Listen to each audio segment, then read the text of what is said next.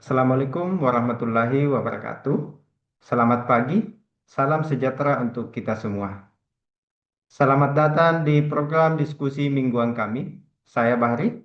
Saya akan memandu jalannya diskusi hari ini dengan topik yang sangat krusial di kalangan masyarakat, yakni masalah disinformasi atau biasa disebut dengan hoax. Saya tidak sendirian. Saya hadir bersama narasumber yang akan memberikan sudut pandangnya masing-masing. Oke, yang pertama ada Kakak Jum, ada Kak Nisa, ada Kak Novi, dan ada Kak Ati. Baik, mari kita langsung masuk ke inti pembahasan mengenai berita hoax. Di mana di tengah masyarakat saat ini banyak informasi hoax yang sangat mudah tersebar di media sosial ataupun di media-media tertulis lainnya. Oke, yang pertama mungkin saya minta pendapatnya Kak Jum ya mengenai apa sih yang dimaksud dengan berita hoax. Silakan Kak Jum. Oh, baik, terima kasih Kak Bahri. Secara terminologi, hoax adalah informasi yang sesungguhnya tidak benar, namun dikonstruksi sedemikian rupa sehingga seolah-olah merupakan fakta yang valid. Ini bukan sekadar kesalahan teknis dalam pelaporan, melainkan sebuah upaya manipulasi informasi yang bertujuan untuk menipu atau menggiring opini publik demi kepentingan tertentu. Oh, jadi hoax menurut Kakak Jum itu adalah sebuah informasi yang tidak benar ya Kak Jum ya. Betul Kak Bahri. Ya. Selanjutnya mungkin ada pendapat lain dari Kakak Ati. Silakan Kak Ati. Baik, terima kasih. Saya setuju dengan pendapat dari Jum tadi. Penting untuk dicatat di sini bahwa hoax seringkali memanfaatkan elemen emosional.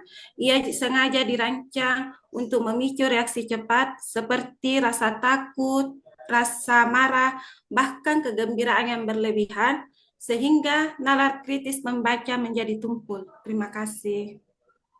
Jadi pendapat dari Kakak Jum sama Kakak Ati ini kalau bisa disimpulkan adalah berita hoax itu dapat memicu rasa takut, rasa marah tentang informasi yang tersebar tanpa mengetahui apakah itu informasi benar atau eh, informasi yang salah. Oke, kita lanjut di pembahasan kedua ya.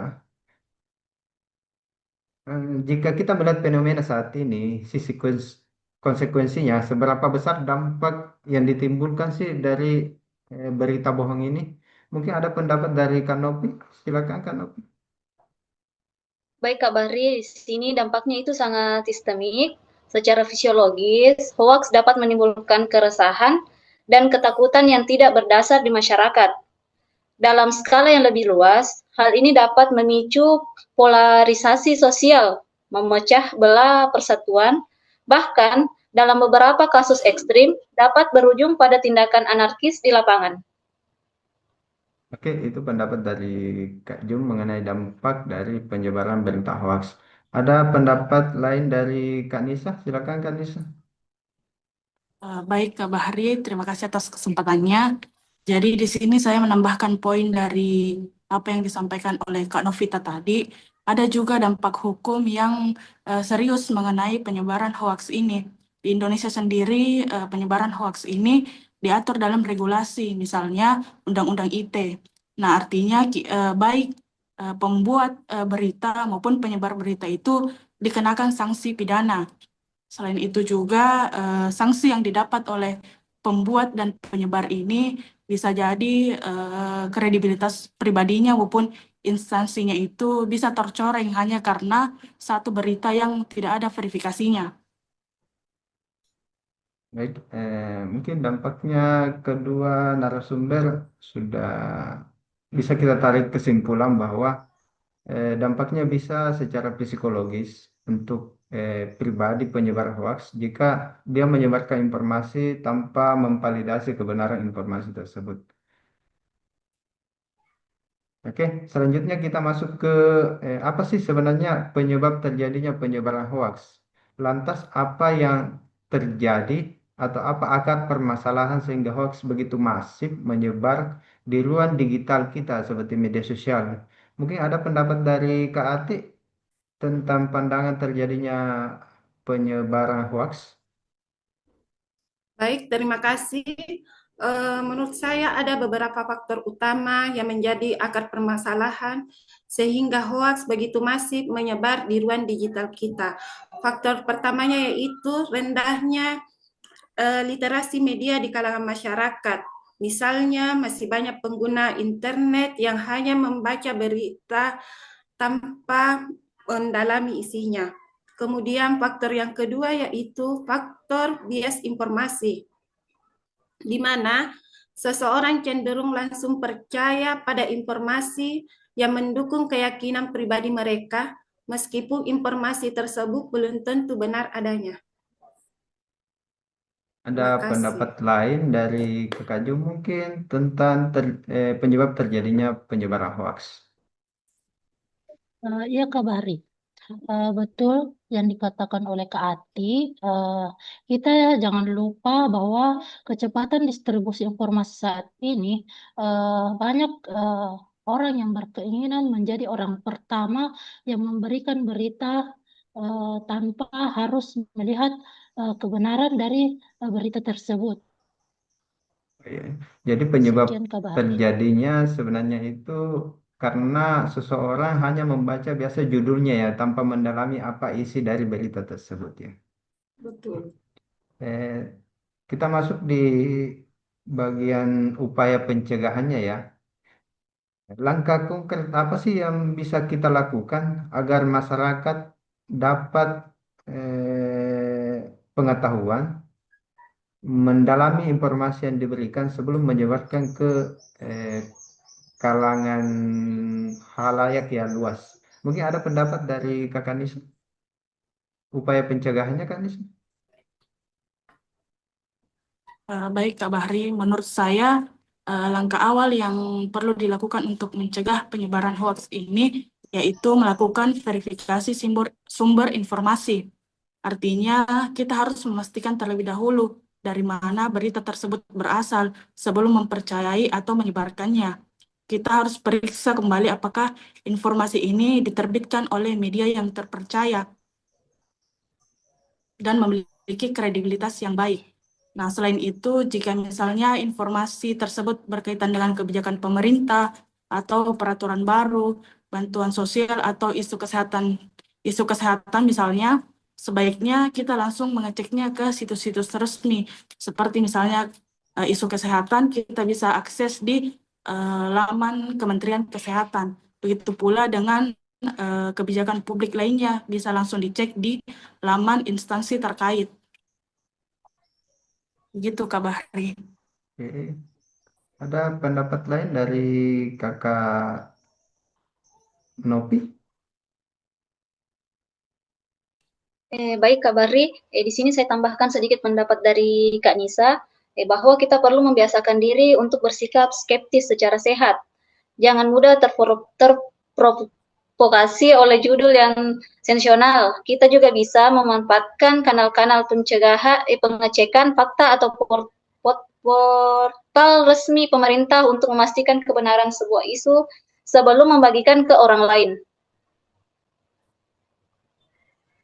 Oke, itu mungkin upaya pencegahan yang bisa kita lakukan ya, agar berita hoax ini bisa kita hentikan di tangan kita, di media sosial kita sendiri. Jadi kita mulai dari diri pribadi, sehingga kebenaran informasi itu bisa menjangkau masyarakat.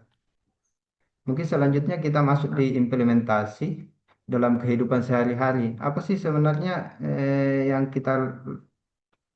yang kita bahas hari ini adalah teori dan dampaknya. Namun secara praktis, bagaimana implementasi atau sikap anti hoax yang ada di dalam keseharian kita? Mungkin ada pendapat dari Kanopi memberikan contoh nyata saat ini yang kita menerima informasi harus memvalidasi kebenarannya dulu sebelum menyebarkan ke media lain seperti media sosial. Mungkin ada pendapat dari Kak Novi, silakan Kak Novi. Baik Kak Bahri, implementasi yang paling sederhana adalah menerapkan prinsip, yaitu jeda sejenak saat menerima informasi yang mengejutkan di grup WhatsApp. Seperti jangan langsung diteruskan atau di-forward, gunakan waktu 1 atau 2 menit untuk mencari kata kunci berita tersebut di mesin pencarian. Jika berita itu valid, pasti ada media nasional kredibel yang memberitakannya. Oh gitu. Nah, ada pendapat lain dari Kak Nisa? Mungkin ada Kak Nisa, silakan. Mengenai implementasi dalam kehidupan sehari-hari. Baik, Kak Bahri, selain tadi yang sudah dikemukakan oleh Kak Novita mengenai prinsip jeda sejenak, implementasi nyata lainnya yang bisa kita lakukan sebagai individu yaitu edukasi santun. Misalnya, jika ada anggota yang menyebarkan hoaks, jangan menghakimi di depan umum.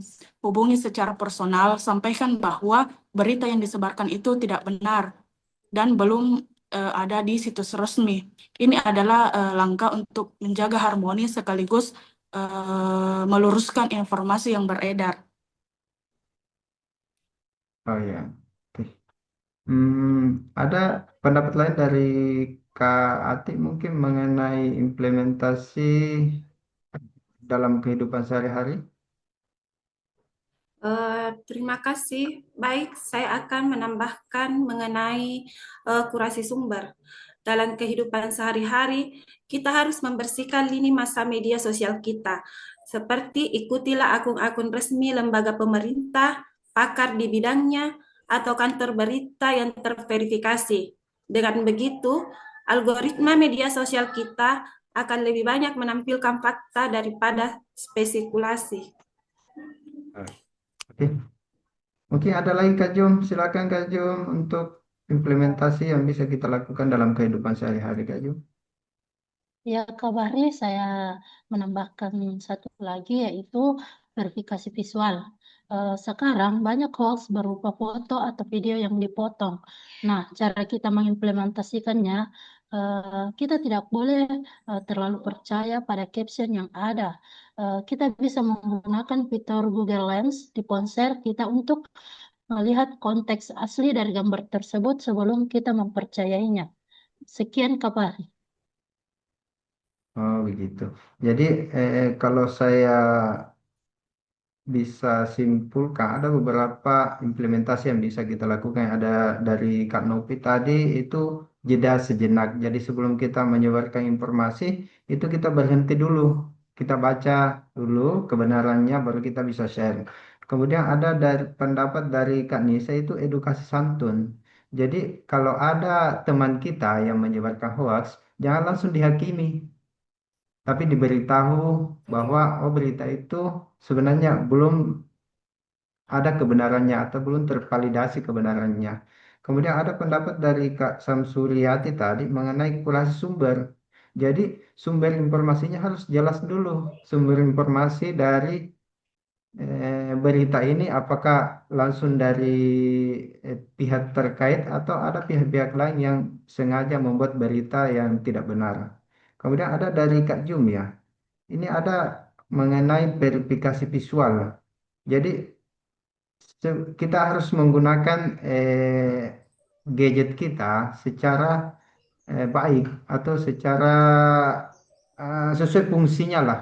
Sehingga informasi yang kita baca betul-betul kita dapat kebenarannya sebelum kita sebar. Oke, eh, mungkin itu pembahasan mengenai berita hoax pada kesempatan pagi hari ini. Sebuah kesimpulan yang sangat mendalam. Intinya, ketelitian dan tanggung jawab sebelum kita menekan tombol atau membagikan informasi itu sangat mempengaruhi penyebaran berita hoax. Kita bisa hentikan di tangan kita sebelum kita sebarkan ke orang lain. Oke, terima kasih kepada Kak Jum, Kak Ati, Kak Nisa, dan Kak Nopi atas wawasan yang kita sampaikan hari ini. Terima kasih Terima kembali Kak Terima Bahri. kasih kembali. Kak Bahri, terima Ya, kasih. oke. Demikian diskusi hari ini. Semoga kita semua menjadi pengguna media sosial yang lebih bijak. Saya Bahri, saya pamit undur dan selamat pagi. Assalamualaikum warahmatullahi wabarakatuh. Waalaikumsalam warahmatullahi Waalaikumsalam wabarakatuh. Warahmatullahi warahmatullahi wabarakatuh. wabarakatuh.